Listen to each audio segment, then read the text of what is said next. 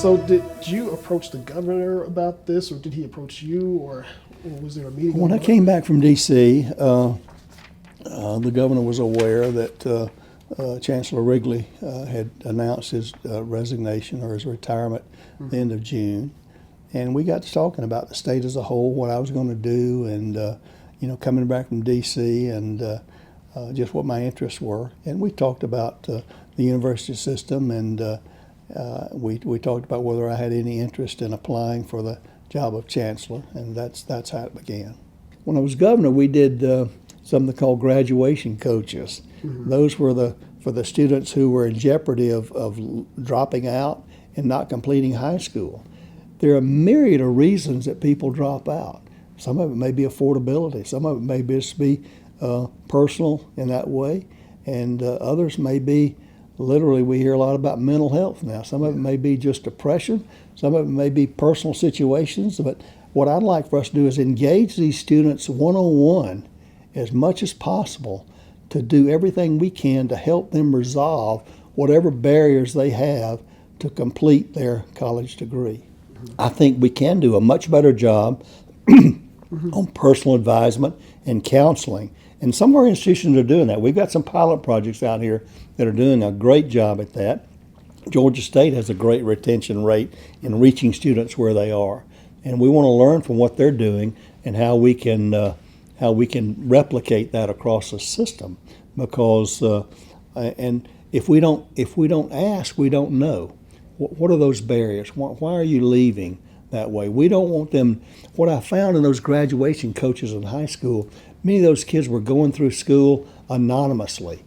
They almost didn't have an adult that knew their name, and their parents weren't engaged in their education. They had no concern. But once we put these graduation coaches in there, one adult who knew their name, they were not in this flow of anonymity any longer, but one person they knew cared for their success. Sometimes that's all it took. Because I think there are some people who are worried that Governor Perdue is going to come in and have this conservative agenda for the university system. Do you have that? Is that the plan? Look, I think a public university system ought to reflect the state in which it resides and which it's appropriated for in that regard. And I think we've got a wide spectrum in Georgia of political beliefs, ideological beliefs in that regard. I think college ought to be time of exploring. There's a big conversation nationally about First Amendment rights on campuses. Yes.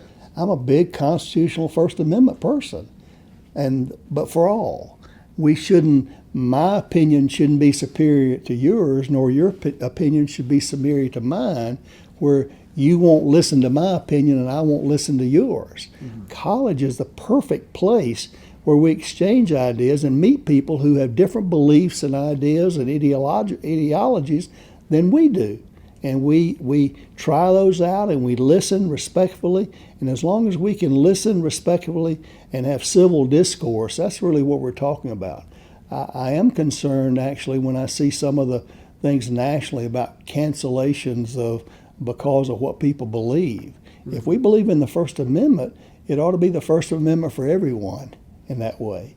And that doesn't mean that I have to agree with you or you have to agree. That's the beauty of America. That's the United States of America. That's the Bill of Rights. That's the Constitution that way. And colleges are where we are able to engage in those differences there. And my job, if I want to be evangelistic about it, is to persuade you that my opinion is right and you persuade me that your opinion is right as we go forward. That's what I think the mission of colleges are. The mission is of colleges to do that and provide a respectful test bed of freedom of expression and without fear of being retribution in that regard. Mm-hmm. So you don't have plans to say, okay, you are going to have to do this. We're not going to allow that. No. No, I don't come in with this grand and glorious strategy here. Mm-hmm. This isn't about me, Eric. This is not about me. I don't need any other accolades. I don't need any other titles.